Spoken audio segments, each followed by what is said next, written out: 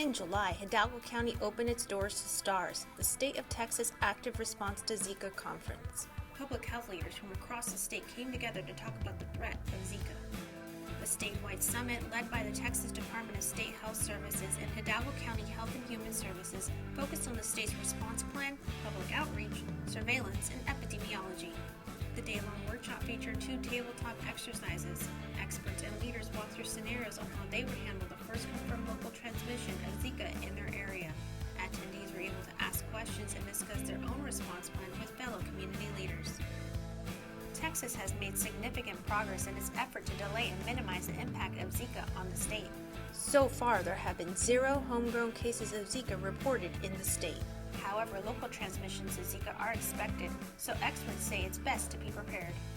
If people don't see the response that they expect, then they're thinking they're getting the wrong response.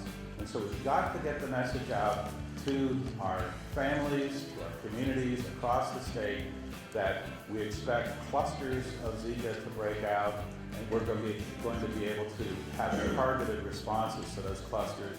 Zika is transmitted primarily through mosquitoes, but can also be transmitted through sexual contact, blood transfusions, and from mother to child. Pregnant women are the most vulnerable population. Zika poses a serious threat to unborn babies. Speakers urge attendees to expand mosquito-borne illness education and design a swift response plan. Those 2 strategies are the keys to protecting both the mother and her baby. The very first day that you get the front page of your local paper and it has the first microcephaly baby born, and that picture's on there, and they're going to say, "What have you done? You haven't done a thing. What have you done for the last 2 years? Nothing."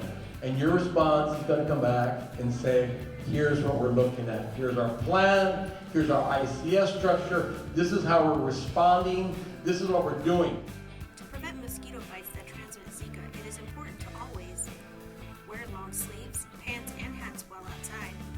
Use EPA-approved insect repellent at all times. Remove standing water from buckets, tires, and containers. And use screens or nets to reduce contact with mosquitoes. Being proactive versus reactive is essential in preventing or delaying the spread of Zika. State and county health leaders will continue to fight the bite. To learn more about the state's response efforts and how to prevent mosquitoes from breeding, visit texaszika.org.